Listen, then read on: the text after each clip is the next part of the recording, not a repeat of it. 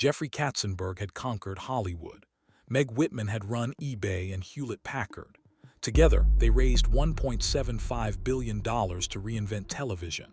They called it Quibi. 6 months after the service launched in the middle of a global pandemic, it was dead. The app's lifetime revenue, roughly $3 million by one firm's estimate, $1.75 billion in, about $3 million out. The most lavishly funded media startup in history closed in under a year. Its failure was not a story about bad content.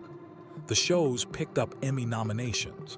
It was a story about a wrong idea of how people watch, championed by two executives who had never been more sure of themselves. The promise was seductive.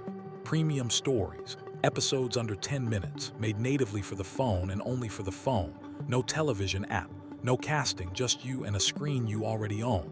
Quibi was built for what its leaders called the in-between moments of the day. The commute, the coffee line, the minutes waiting for an appointment. Meg Whitman, the CEO, put it this way: "Our use case is 7 in the morning until 7 at night when you're on the go." The name said it all: quick bites. Small, brilliant chunks of Hollywood, engineered for the gaps in a busy life. It was a thesis that sounded modern, premium, and inevitable, and it was 100% wrong about how people actually watched. The salesman was Jeffrey Katzenberg. For decades he ran Walt Disney Studios, then co-founded DreamWorks. He was Hollywood royalty. The operator was Meg Whitman, former CEO of eBay and of Hewlett-Packard.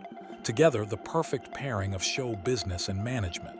They announced the venture in August of 2018 under the working name New TV.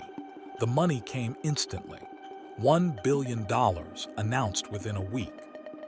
Not from small venture funds, but from Disney, Fox, NBC Universal, Sony Pictures, and Alibaba. Hollywood studios and tech giants writing checks to own the future of mobile. In October of 2018, Katzenberg and Whitman unveiled the real name, Quibi, short for Quick Bites. 14 months later, they added $750 million more. The total, $1.75 billion, made Quibi the most richly funded new media venture in memory. The conviction was total, the doubt zero. The money turned into a production machine. Quibi said it would spend over $1 billion on original content in its first year, more than 175 series, 51 titles ready on day one. Chrissy Teigen's courtroom comedy, Liam Hemsworth and Christoph Waltz in a survival thriller, Queen Latifah in a thriller, a revival of Reno 9/11, a daily news block with Brian Stelter, Spielberg, Del Toro, Fuqua. Budgets reaching $6 million an hour for the A-list shows. And behind every frame, a technology called Turnstyle. Every scene shot twice, once horizontal, once vertical on the same audio track. Tilt your phone and the picture snapped between the two. An engineering miracle that doubled the cost of almost everything Quibi made. The economics were industrial and fragile, and the industry believed. The filmmakers signed, the studios paid, and the hype machine never stopped.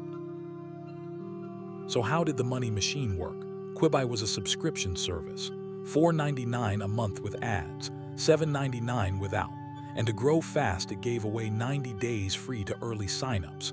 It launched on April 6, 2020. Downloads exploded. 1.7 million installs in the first week, by Quibi's own count. The headline numbers looked great, but the structure was fragile. Every paying subscriber had to be acquired, converted from a free trial, then retained month after month. And here is the trap. The service could not run on a television. It could not run on a desktop. It lived only on the phone. And for people stuck at home all day, that made no sense at all. Quibi had placed its bet on the commute. The commute was gone. And by July, the money began to walk away. The first hard number landed in July. Sensor Tower estimated that of the roughly 910,000 people who started the free trial in Quibi's opening days, only about 72,000, roughly 8%, converted to paying when the trials expired. Quibi accused the figure of being wrong by an order of magnitude, but the pattern was confirmed. The Wall Street Journal reported Quibi was on pace to reach less than 30% of its year-one goal of 7.4 million subscribers. In May, Katzenberg told the New York Times that everything that had gone wrong was because of the pandemic. It was the easy answer, but in October he walked it back. It's not fair to blame COVID, he said. The commute did not come back, but the phones were already full of free video. The premise, not the plumbing, was broken. By October, the runway was over. On October the 21st, 2020, Quibi posted an open letter. It announced the winding down of the business and the sale of its content and the technology assets. The note insisted the failure was not for lack of effort or talent and promised to return cash to shareholders.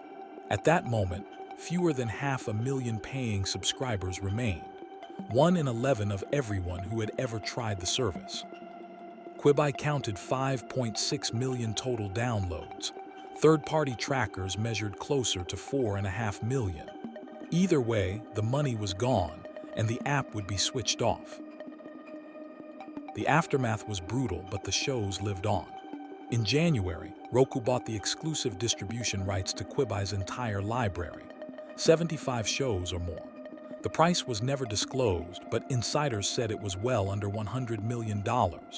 Roku then streamed the first 30 titles free with ads, and more followed through the year.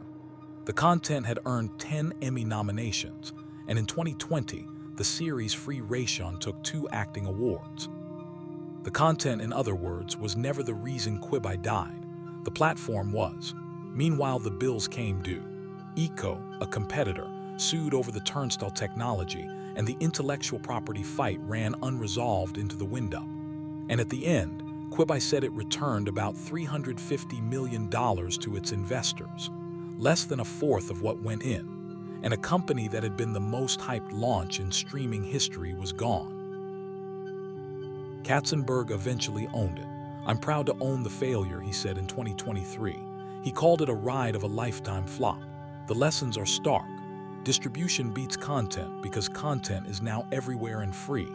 A paid subscription must solve a problem people actually feel, not a problem executives invent.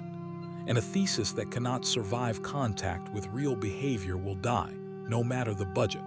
Quibi did not die because the shows were bad. It died because it tried to force a phone-born habit nobody asked for, and it never once checked whether anyone actually wanted it. The most expensive business lesson is the one we keep buying. Money buys talent, and talent cannot buy the truth. The in-between moments never belonged to Quibi because we were already filling them for free. The apps that came after chased the same habit down a simpler path. Quibi remains the cautionary tale of the quickest exit. This has been a DeadFolio autopsy. Subscribe and remember, the story must survive reality. Good night.